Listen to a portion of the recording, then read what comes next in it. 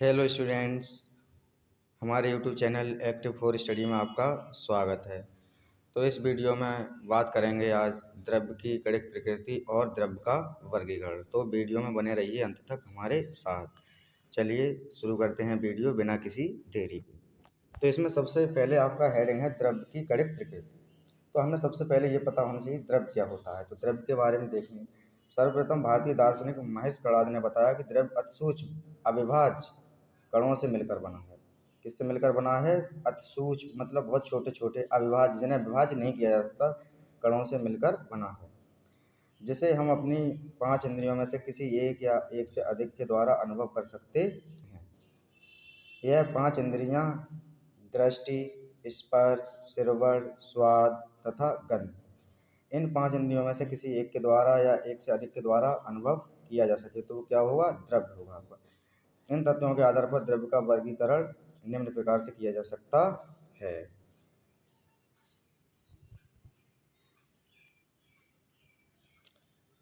द्रव्य वह वस्तु है जो स्थान घेरती है, द्रव्यमान रखती है, द्रव्य कहलाती है। दोबारा देखिए, द्रव्य वह वस्तु है जो स्थान घेरती है। जैसे कोई वस्तु स्थान घेरती हो और उसका द्रव्यमान हो तो क्या कहलाएगी? वो द्रव्य कहलाएगी। द्रव्यमान क्या होता है? किसी वस्तु में उपस्थित पदार्थ की मात्रा। क्या होता है द्रव्यमान? किसी वस्तु में उपस्थित पदार्थ की मात्रा। तो क्या है द्रव्य की परिभाषा? द्रव्य वह वस्तु है जो स्थान घेरती है, द्रव्यमान रखती है, द्रव्य कहलाती है। द्रव्य की गणित प्रकृति सर्वप्रथम जॉन डाल्टन ने 1808 में स्पष्ट की थी।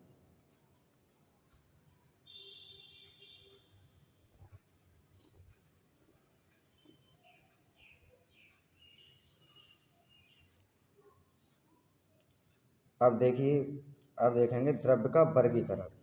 द्रव्य का वर्गीकरण देखिए, सबसे पहले हमें पता होना चाहिए कि द्रव्य जो है वो सूक्ष्म और अविभाज्य कणों से मिलकर बना हुआ है। अति सूक्ष्म और अविभाज्य कणों से मिलकर बना हुआ है द्रव्य। तो द्रव्य का जो वर्गीकरण है वो 2 तरीके से होता है, एक भौतिक वर्गीकरण और एक रासायनिक वर्गीकरण। जो भौतिक वर्गीकरण होता है वो उसका वर्गीकरण 3 पदार्थों में होता है, एक ठोस, द्रव और गैस। जो रासायनिक वर्गीकरण होता है उसका 2 पदार्थों में होता है, शुद्ध पदार्थ और मिश्रण। अब आपका जो शुद्ध पदार्थ है उसका वर्गीकरण 2 प्रकार से होता है, एक पहला तत्व और दूसरा यौगिक। अब आपका ये तत्व है ये 3 भागों में बटा होता है, धातु, अधातु और उपधातु।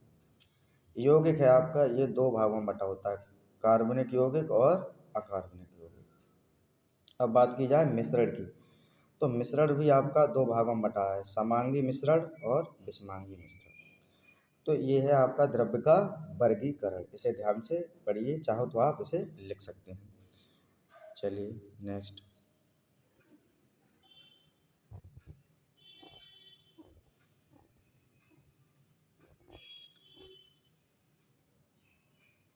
अब देखिए, सबसे पहले हम देखेंगे द्रव्य के वर्गीकरण में ठोस, भौतिक वर्गीकरण देखेंगे।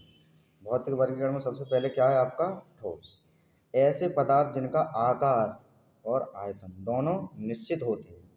आकार और आयतन दोनों निश्चित होते हैं, ठोस पदार्थ कहलाते हैं। ठोस पदार्थ के लिए आकार और आयतन दोनों क्या होने चाहिए? निश्चित होने चाहिए। जैसे लकड़ी, लोहा, ईंट आदि और भी तमाम हैं। अब अगला है आपका द्रव। द्रव ऐसे पदार्थ जिनका केवल आयतन निश्चित होता है। क्या निश्चित होता है? केवल आयतन। आकार निश्चित नहीं होता। द्रव का केवल आयतन निश्चित होता है, आकार निश्चित नहीं होता, द्रव पदार्थ कहलाते हैं। जैसे जल, दूध, तेल। देखिए अब देखते हैं गैस पदार्थ। गैस ऐसे पदार्थ जिनका आकार और आयतन दोनों निश्चित नहीं होते हैं। ऐसे पदार्थ जिनका ना तो आकार निश्चित होता है और ना ही आयतन, क्या कहलाते हैं? गैस पदार्थ कहलाते हैं। जैसे वायु, ऑक्सीजन, हाइड्रोजन, कार्बन डाइऑक्साइड आदि। तो ये थी गैस की परिभाषा आपकी। अगला देखिए, अगला है आपका शुद्ध पदार्थ। शुद्ध पदार्थ वह पदार्थ जिसको किसी भी भौतिक प्रक्रम द्वारा किसी अन्य प्रकार के द्रव्यों में पृथक नहीं किया जा सकता, मतलब बांटा नहीं जा सकता उसे, शुद्ध पदार्थ कहलाता है।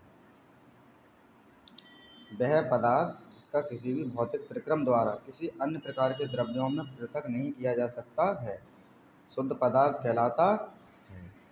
अगला देखिए, अगला है आपका तत्व। तत्व क्या होता है? तत्व वे पदार्थ हैं जिनके भौतिक और रासायनिक गुण निश्चित होते हैं। तत्वों के भौतिक और रासायनिक गुण निश्चित होते हैं तथा दो या दो से अधिक असमान गुण वाले द्रव्यों में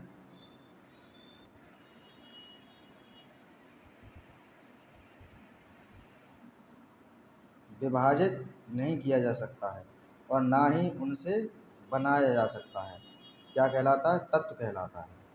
अगला देखिए, तत्वों के प्रकार। तत्वों के प्रकार भौतिक और रासायनिक गुणों के आधार पर तत्वों को 3 उपभागों में विभाजित किया गया: धातु, अधातु, उपधातु। सबसे पहला है आपका धातु। ये गलत टाइप हो गया है तो वे तत्व जो इलेक्ट्रॉन को आसानी से त्याग देते हैं तथा धनायन बनाने की प्रवृत्ति रखते हैं, धातु कहलाते हैं। वे तत्व जो इलेक्ट्रॉनों को आसानी से त्याग दें।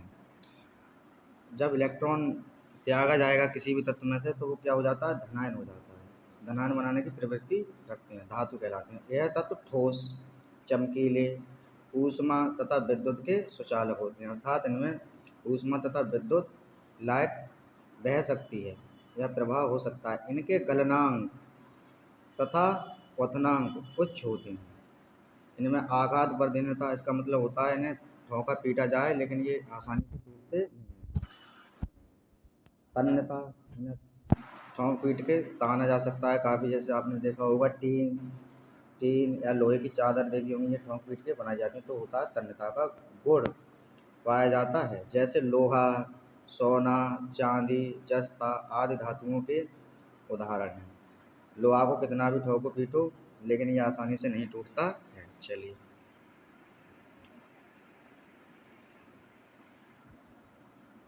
अब देखते हैं अधातु। वे तत्व जो इलेक्ट्रॉन को आसानी से ग्रहण कर लेते हैं। देखिए, धातुओं में इलेक्ट्रॉनों को आसानी से त्यागते थे लेकिन अधातुओं में क्या करते हैं? ग्रहण करते हैं तथा ऋणायन बनाने की प्रवृत्ति रखते हैं, अधातु कहलाते हैं। देखिए, जो तत्व इलेक्ट्रॉन त्यागता है वो धनायन बनाता है और जो इलेक्ट्रॉन ग्रहण करता है वो ऋणायन बनाता है। यह तत्व धातुओं के विपरीत गुण प्रदर्शित करते हैं। धातुएं होती हैं उनके गुण विपरीत करते हैं ये प्रदर्शित। यह विद्युत के कुचालक होते हैं, अर्थात इनमें विद्युत धारा का प्रवाह नहीं हो सकता। इनमें चमक, आघात वर्धनीयता व तन्यता का गुण नहीं होता, मतलब इन्हें ताना नहीं जा सकता। कार्बन, ऑक्सीजन, सल्फर, फास्फोरस तथा ब्रोमीन आदि अधातुओं के उदाहरण हैं। ये सब आपकी अधातुएं हैं। अगला देखिए, उपधातु। कुछ तत्व धातु और अधातुओं के बीच के गुणों को दर्शाते हैं जिन्हें उपधातु कहते हैं, अर्थात ये इनमें कुछ गुण धातुओं के होते हैं और कुछ अधातुओं के होते हैं। तो ऐसे तत्वों को क्या कहते हैं? उपधातु कहते हैं, जैसे सिलिकॉन, जर्मेनियम इत्यादि। अगला नेक्स्ट,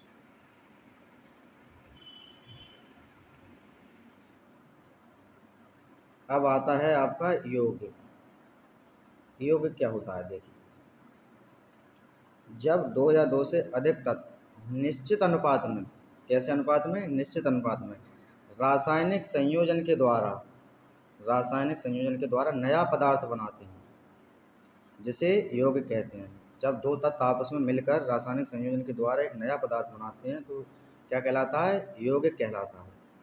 यौगिक के गुण उसके अवयवी तत्वों से पूर्णतः भिन्न होते हैं, मतलब जो तत्व इसमें भाग लेते हैं उनके गुण यौगिक के गुण से बिल्कुल भिन्न होते हैं। उदाहरण के लिए, जल में हाइड्रोजन, ऑक्सीजन तत्वों के परमाणुओं का द्रव्यमान 1:8 है। चाहे जल का निर्माण किसी भी प्रकार से क्यों न किया जाए, उसके अवयवी तत्व हाइड्रोजन, ऑक्सीजन से पूर्णतः भिन्न होते हैं। चाहे हम जल को किसी भी विधि से क्यों ना बनाएं, लेकिन हाइड्रोजन और ऑक्सीजन का अनुपात 1:8 ही रहेगा। अब देखेंगे यौगिकों के प्रकार। ये गलत टाइप हो गया है थोड़ा आपका। यौगिकों को निम्नलिखित दो भागों में वर्गीकृत किया गया है, अकार्बनिक यौगिक और कार्बनिक यौगिक। तो सबसे पहले देखते हैं हम अकार्बनिक यौगिक क्या होते हैं। वे यौगिक जिनमें कार्बन उपस्थित नहीं होता है। अकार्बनिक यौगिकों में कार्बन उपस्थित नहीं होता है, अकार्बनिक यौगिक कहलाते हैं, जैसे जल, नमक तथा अमोनिया। इन यौगिकों में कार्बन उपस्थित नहीं होता है इत्यादि। यह सामान्यतः खनिज, चट्टानों तथा निर्जीव स्रोतों से प्राप्त होते हैं। कैसे स्रोतों से प्राप्त होते हैं? निर्जीव, खनिज और चट्टानों से। अगला है आपका कार्बनिक यौगिक। वे यौगिक जिनमें कार्बन उपस्थित होता है। देखिए अकार्बनिक थे जिनमें कार्बन उपस्थित नहीं होता था, लेकिन कार्बनिक यौगिकों में कार्बन उपस्थित होता है, कार्बनिक यौगिक कहलाते हैं, जैसे कार्बन, एसिटिक अम्ल इत्यादि और भी हैं। यह सामान्यतः जीवित स्रोतों से प्राप्त होते हैं। कैसे स्रोतों से प्राप्त होते हैं? जीवित स्रोतों से, जैसे पेड़ पौधे और भी हैं। अगला है आपका मिश्रण। दो या दो से अधिक तत्वों को किसी भी अनुपात में मिलाने पर जो पदार्थ बनता है उसे मिश्रण कहते हैं। देखिए यौगिक में निश्चित अनुपात रहता था। यौगिक जब बनता है तो उसमें तत्वों का अनुपात निश्चित होता है, लेकिन मिश्रण में तत्वों का अनुपात निश्चित नहीं होता है। यह दो प्रकार के होते हैं।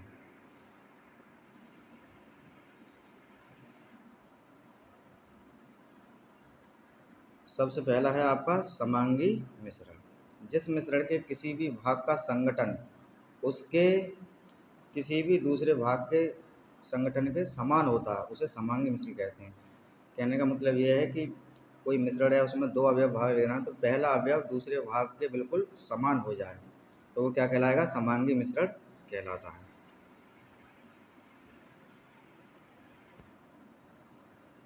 जैसे नमक और जल का मिश्रण। जब हम जल में नमक को डालते हैं तो नमक अपनी जो स्थिति है वो बिल्कुल खो देता है, अर्थात पूरा घुल जाता है, और ये समांगी मिश्रण का उदाहरण है। चीनी और जल का मिश्रण। जब चीनी को जल में डाला जाए तो चीनी बिल्कुल घुल जाती है, तो ये समांगी मिश्रण के उदाहरण हैं।